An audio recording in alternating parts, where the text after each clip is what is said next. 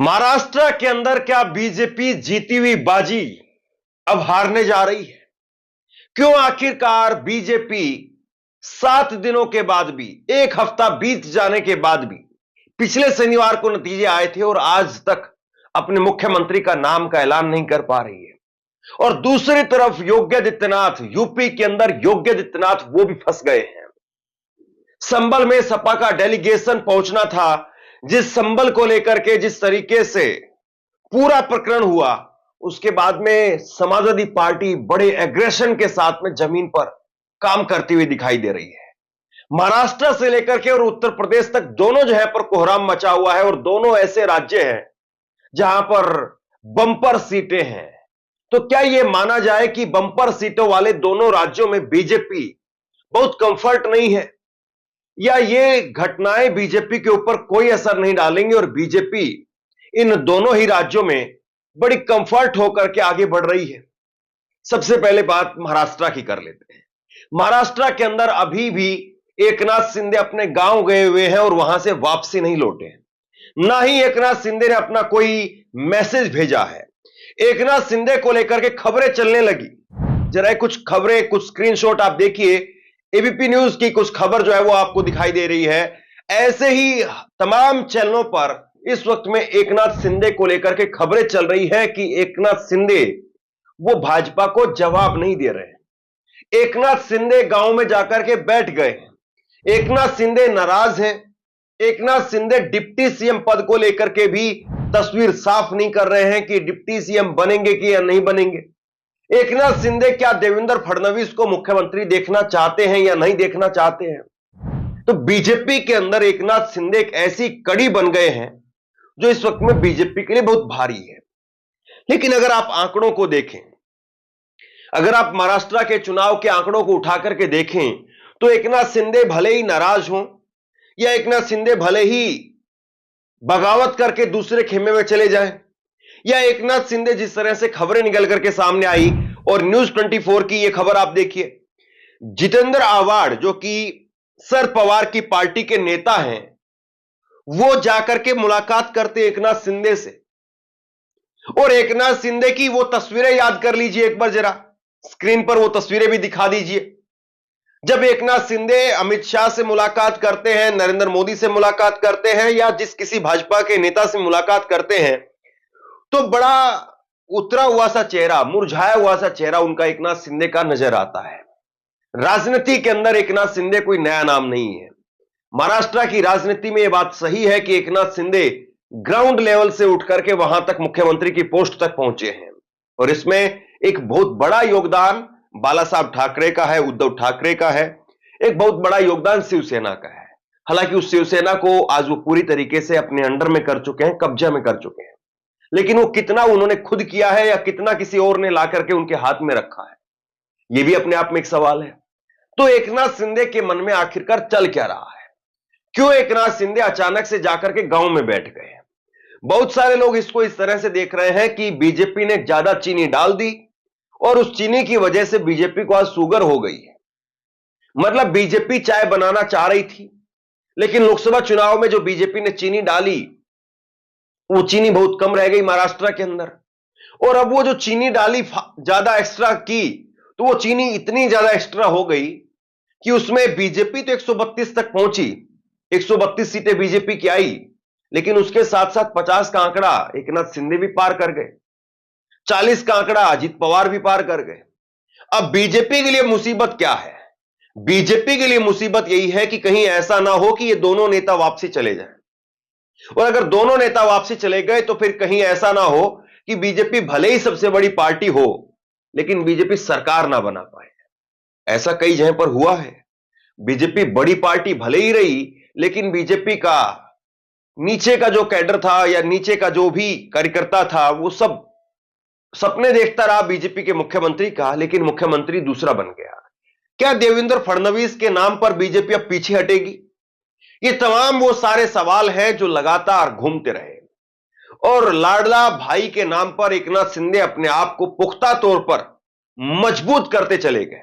एकनाथ शिंदे लगातार लाडला भाई के जरिए ये दिखाने बताने की कोशिश कर रहे हैं कि महाराष्ट्र में उनका नाम है, उनका काम है, जिसकी वजह से नतीजे आए हैं। जब वो पहुंचे अमित शाह के घर पर बैठक के लिए, उस वक्त में भी उससे ठीक पहले उन्होंने एएनआई को बयान दिया। एएनआई को बयान देते हुए एकनाथ शिंदे ने कहा कि ये लाडला भाई का जो पद है वो सबसे बड़ा है, और लाडला भाई के पद की वजह से ही बीजेपी को यहां तक पहुंचने में जो है वो कामयाबी हासिल हुई है। और एकनाथ शिंदे ने फिर यहां तक कह दिया कि ये लाडला भाई मेरे लिए किसी भी पद से बड़ा है, हर बात पर बैठक होगी। जो दो लाइनें आखिरी की हैं कि लाडला भाई पद मेरे लिए सबसे बड़ा है, दूसरी बात की हर बात पर बैठक होगी। अब यहीं से बात को समझिए।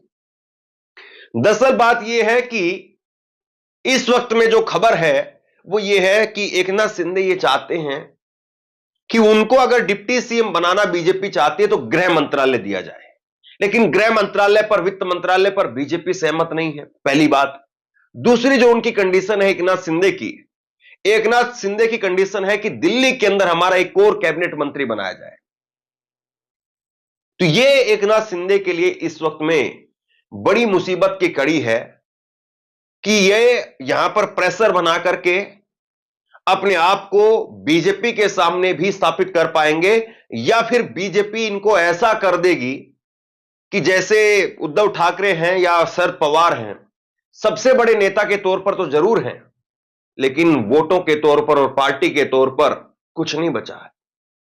तो अमित शाह क्या एकनाथ शिंदे की बात मानेंगे, या अमित शाह वही हालत करेंगे एकनाथ शिंदे की जो अजीत पवार के साथ में मिलकर के शरद पवार की और एकनाथ शिंदे के साथ में मिलकर के उद्धव ठाकरे की।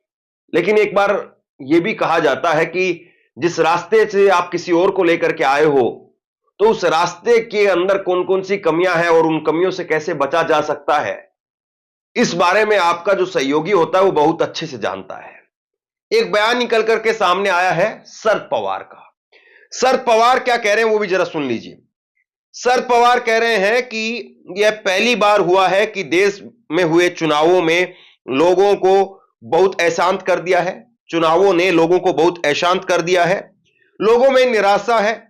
हर दिन सुबह 11 बजे विपक्ष के नेता संसद में सवाल उठाते हैं, वे अपने मुद्दे रखते हैं, लेकिन उनकी मांग संसद में स्वीकार नहीं की जाती है। इससे साफ है कि संसदीय लोकतंत्र का पालन सही से नहीं किया जा रहा है। एकनाथ शिंदे क्या आखिरी पारी कोई खेल सकते हैं, कोई आखिरी दाव खेल सकते हैं, या एकनाथ शिंदे अब पूरी तरीके से महाराष्ट्र की राजनीति के अंदर एक बीते हुए अध्याय के तौर पर रह गए हैं? सवाल यह है। और क्या एकनाथ शिंदे अपनी आखिरी बाजी वो जीत करके अब बीजेपी को भी पटखनी देंगे, या बीजेपी के अंदर ही रह करके बीजेपी में अपना वर्चस्व बनाए रखेंगे? एक बड़ा जबरदस्त तेजी के साथ में, बड़ी जबरदस्त तरीके से जो एक मीम वायरल हो रहा है ये लाडली बहना के ऊपर, देखिए जरा आपकी स्क्रीन पर।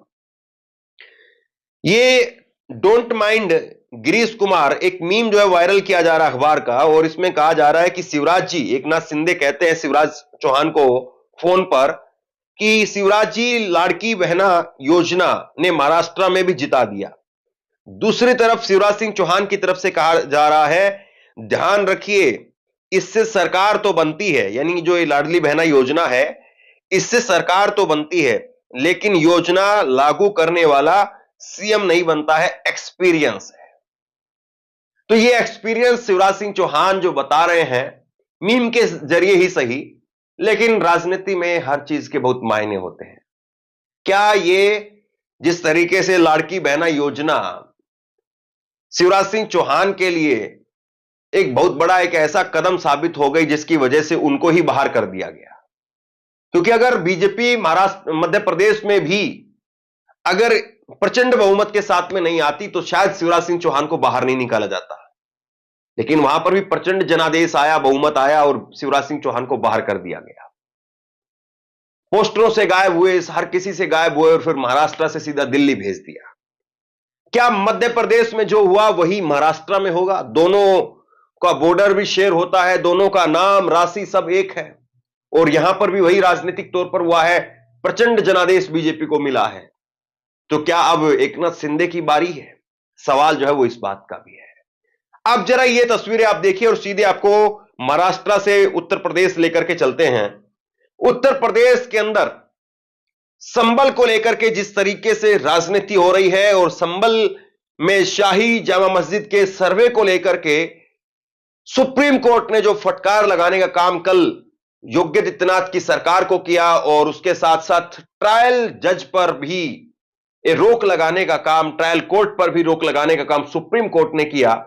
उसके बाद में आज समाजवादी पार्टी का डेलीगेशन संभल जाना चाहता था और ऐसे में संभल के अंदर जब कल जुम्मे की नमाज हो गई, सब कुछ शांति प्रिय ढंग से हुआ, तो संभल के अंदर अगर कोई जाना चाह रहा है तो उसे क्यों रोका जाए।